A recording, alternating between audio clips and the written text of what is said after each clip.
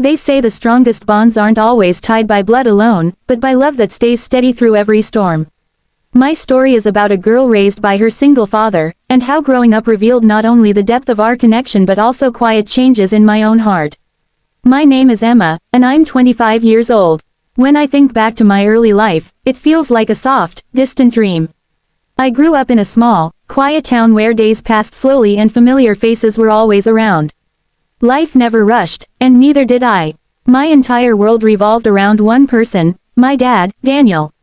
My mother died when I was very young, taken by illness before I could really know her. Her absence lingered in our home like a soft echo, but my dad made sure I never felt lost in it. He took on both roles, mother and father, without hesitation.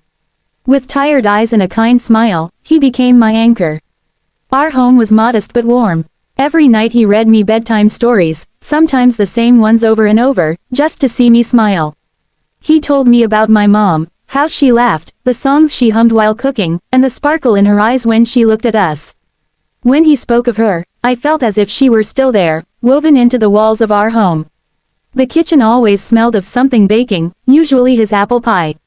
I would sit on the counter and watch him move around with quiet ease, humming to himself while flour dusted his shirt. He carried his grief silently, never letting it overshadow my childhood. I didn't understand how much strength that took until years later.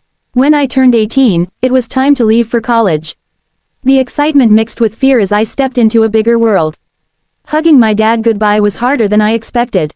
"Go find your wings," he whispered, and I nodded, holding back tears. College life was fast and full of new experiences, but a quiet ache stayed with me.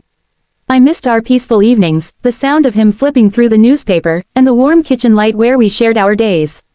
Still, I grew. I stumbled, learned, and discovered pieces of myself I hadn't known before. I was no longer the quiet girl staring at the stars from my bedroom window. My dreams now stretched beyond the borders of our small town. Yet no matter how far I wandered, thoughts of Dad always grounded me. He had given me more than love, he had given me courage and a moral compass. Some nights, when the dorm was silent, I'd think back to our last dinner before I left. We sat on the porch with the sound of crickets around us and stars slowly appearing overhead. He grilled burgers, and we talked about everything and nothing. That night, he told me, "You're going to do great things, Emma. Just remember who you are." At the time, I didn't realize the weight of those words. Now I see they were a promise, that no matter where I went, home would always live inside me.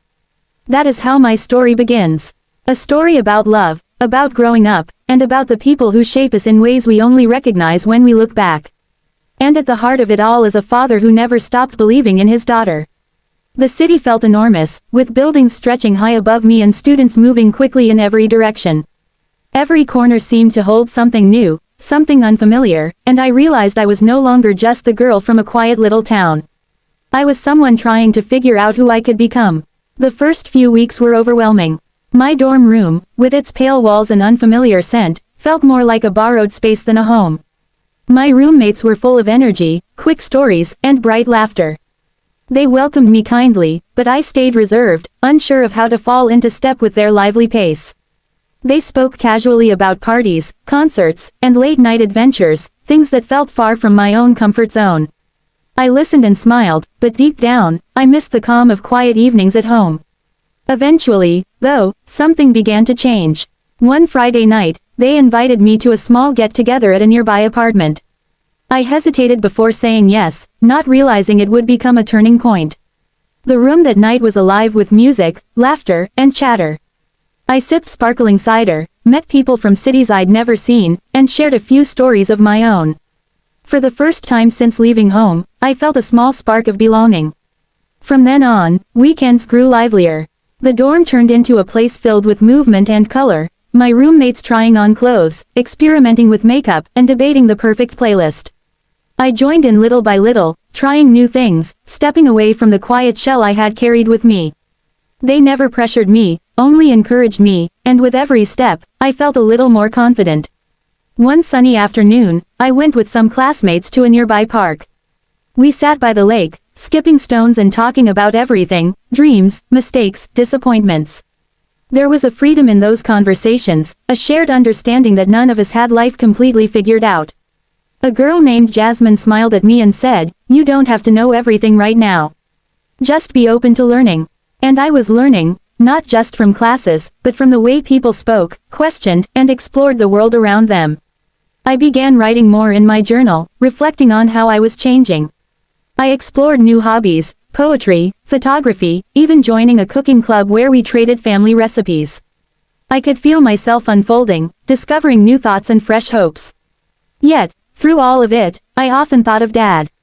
Walking back from night classes under the soft glow of streetlights, I would picture him in our kitchen, holding a mug of tea, waiting to hear about my day. I missed his steady, quiet presence, and the way he always seemed to know whether to listen or speak. Sometimes I would call my dad just to hear his voice, a reminder that home was still there, steady and waiting. One evening, while walking alone through campus, I stopped in a small sculpture garden. My eyes landed on a statue of a bird with its wings spread wide, caught in the moment of taking flight. It struck me in a way I hadn't expected, the perfect image of the mix of freedom and fear I had been feeling since I arrived. In that moment, I realized I wasn't just learning about the world around me. I was learning about myself. By the end of my first year, I felt changed, not in a way that erased who I had been, but in a way that added new layers. I was still Emma, the one who loved quiet moments and meaningful conversations. But now I was also someone who could dance in a crowded room, someone who listened more deeply, someone who dared to ask, "What if?" My reflection in the mirror showed a person more grounded, more certain of her place. As summer drew near, I looked forward to seeing Dad again, carrying with me a deep sense of gratitude for the space I'd been given to grow. College had opened a brand new chapter in my life, and I had stepped into it with open eyes and an open heart. I didn't know what the next part of my journey would hold, but I knew one thing for sure: I was ready. The summer sun was high when I finally returned home. The familiar roads greeted me like old friends, winding past small shops and quiet streets that looked exactly as they had when I left. Everything here was the same, yet I was not. It felt as though the town had stood still while I had been in motion, learning and becoming. When we pulled into the driveway, nostalgia washed over me. There was the little house I had grown up in, its porch light still slightly crooked, the front steps still creaking with age. I opened the door slowly, expecting silence, but before I could step inside, I heard Dad's voice calling out. I smiled and walked into the living room, where he was watching one of his favorite shows. His eyes lit up when he saw me, his smile deepening until the corners crinkled. In an instant, it felt as if no time had passed at all. I dropped my bags, crossed the room, and before I could say anything, he was already pulling me into a warm, familiar hug. "You always did sneak up on me," he teased. "Not very well, apparently," I laughed. We spent the rest of the evening at the kitchen table, sipping lemonade and eating leftovers. I told him all about my first year of college, the awkward moments, the exciting ones, and everything in between. He listened with quiet pride, only interrupting now and then to ask a question. There was something different about him too, though I couldn't quite put my finger on it. Maybe it was the way he moved or the calm in his voice, but something about my dad felt different. He seemed healthier, more at peace. His hair held more gray than I remembered, but it suited him. The lines on his face had deepened slightly, giving his expressions more character and thoughtfulness. He had always been strong, both physically and emotionally, but now I saw it in a new way. It was the kind of strength that comes from years of carrying responsibility and still choosing to meet life with a smile. As he moved around the house, lifting my suitcase without effort or reaching for dishes on the highest shelves, I found myself quietly admiring him. That night, I unpacked slowly in my old room, my fingers tracing the edges of books I once loved and the photos still taped to the wall.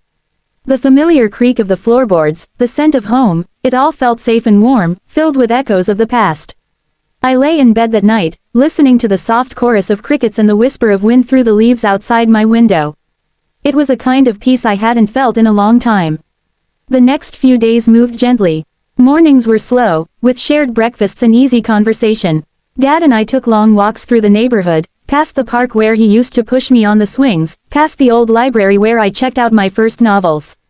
He remembered every detail, every little story.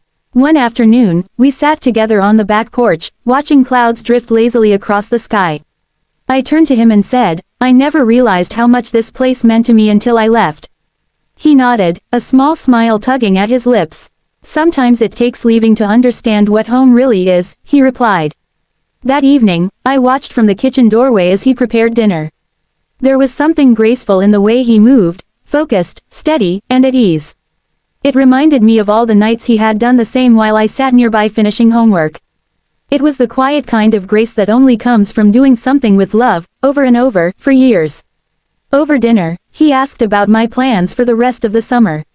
I told him I wanted to help around the house, maybe take a few local classes, and spend more time simply being here. He seemed pleased, and I felt a quiet contentment in knowing that being home didn't mean going backward. It meant grounding myself before the next step forward.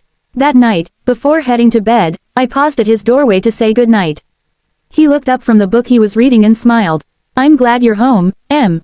"Me too, Dad," I said softly. I went to bed that night with a light heart, knowing that out of all the places I could go, this would always be the one where I felt most myself. There was a quiet comfort in being home, surrounded by a love that had never wavered, and I knew I would never take it for granted again. As summer deepened, the days seemed to stretch a little longer, each afternoon steeped in golden light. The house was peaceful but never lonely. I found joy in the familiar rhythms, the way the wooden floors creaked in the morning, the gentle hum of the ceiling fan in the living room, and the soft chime of wind brushing against the windows. I had come home thinking I would simply rest, but instead, I began to notice things with a new kind of awareness. Dad carried on with his routines in the same quiet, steady way, and I appreciated them more than ever. He woke early, made his coffee just the way he always had, and moved through small repairs around the house with calm focus. Watching him, I didn't just see the man who had raised me, I saw someone shaped by years of quiet endurance. He had carried the weight of our little family for so long without ever asking for recognition. One hot afternoon, the heat settled heavily over the house, even in the shade. I wandered into the kitchen for a glass of water and found him bent over, fixing a loose cabinet hinge. His shirt clung lightly from the effort, his hands steady and his eyes focused. I offered to help, and soon we were passing tools back and forth, laughing when I gave him the wrong size screwdriver. "You've grown into quite the helper," he teased, wiping his forehead with the back of his hand. "Well, I had a good teacher," I replied with a smile. Afterward, we sat at the kitchen table, sipping cold lemonade. The silence between us was comfortable, the kind that comes from trust, where words aren't necessary. He looked at me thoughtfully and said, "I can tell you've changed. College has done something good for you." I shrugged, feeling a little shy. "Maybe. I think I've just learned how to see things differently." That evening, the sky bloomed in shades of gold and pink, casting a warm glow over the porch. I stood by the window, letting the colors pull me into memories of my childhood, afternoons spent watching storms roll in, winters building snowmen in the yard, and nights reading under a blanket when the power went out. The memories came back gently, each one making me want to hold them closer. The next day, I decided to do something small but meaningful for Dad. I went to the old storage shed out back, a place that had quietly turned into a time capsule. Dust coated the boxes, each labeled in his familiar handwriting. As I sorted through books, photographs, and forgotten trinkets, it felt like walking through the chapters of our lives. I found birthday cards he had written to me over the years, each one neatly folded back into its envelope, each ending with the same words, "Love you always."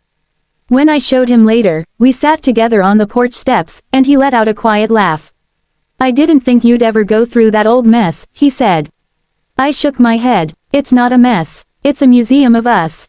He looked at me with a mix of surprise and something softer, his eyes carrying a gratitude that made my chest ache. In that moment, I knew those memories mattered to him just as much as they did to me. That night, as the air cooled and the world outside fell into darkness, I lay in bed with my thoughts moving slowly, like they were in no hurry to leave. I wasn't sure when it happened, but something in the way I saw my dad had shifted. I still loved him with the same affection I always had, but now there was a deeper layer, admiration. He wasn't just the man who had raised me, he was a person with his own history, quiet resilience, and dreams that reached beyond what I had ever considered. As the summer rolled on, we fell into an easy rhythm, cooking side by side, sitting on the porch during warm evenings, and watching old movies on lazy weekends. Sometimes, I'd catch him looking at me with a proud smile, and in those moments, I felt an overwhelming gratitude for the life we had shared. There was a calmness to those days that surprised me. I wasn't restless or eager to leave as I had been before, I was simply content. One quiet Sunday, while we folded laundry together, I asked if he ever felt like he had missed out, on traveling, on meeting new people, on a different kind of life. He paused for a moment, then gave a small shrug. Maybe once, he said. But raising you, building this life, it gave me more than any adventure ever could. His words stayed with me. There was no trace of bitterness in them, only honesty. I understood then that sacrifice doesn't always carry regret. Sometimes it leaves behind a deep, quiet fulfillment. From that moment, the space between us felt richer, not because anything had drastically changed, but because I had begun to see our story differently, as something steady, beautiful, and threaded with moments that mattered more than I had realized. The last weeks of summer arrived softly, sunlight spilling through the curtains, the steady hum of cicadas drifting in from outside. The days seemed to slow, and I found myself holding on to each one just a little longer.